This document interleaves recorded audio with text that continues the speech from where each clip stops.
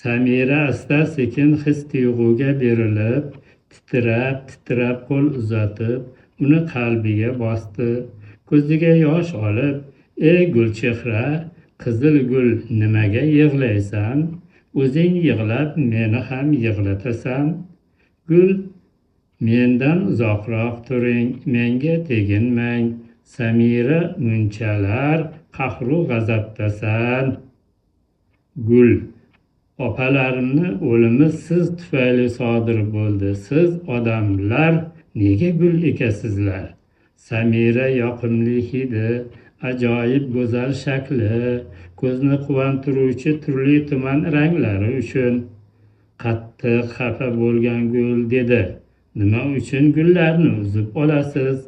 Bir oz o'ylanib Samira javob qaytardi.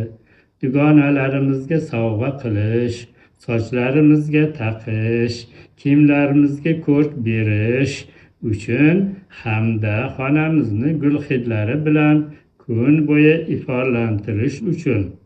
Gul dedi, "Bu tasrifingiz yaxshi, lekin sizni rohatu farohatingiz uchun biz o'lishimiz kerakmi?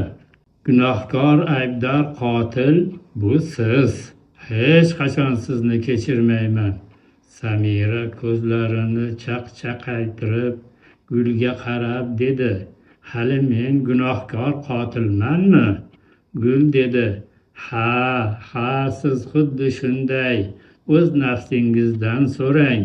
Uzib olib meni qay ahvolga soldingiz? Bir qultum suv berish o'rniga kravatingizga uloqtirdingiz. Bu sizni ishingizni nihoyasi edi.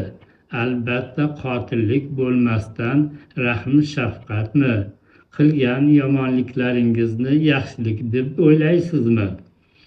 Samira aytdi, "Hozir esladim onamni nasihatlarini, uni so'zini gul bo'lib dedi.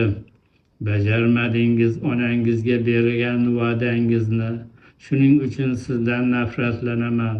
Samira aytdi, "Buni aksi men qizil atirgulni juda yaxshi ko'raman."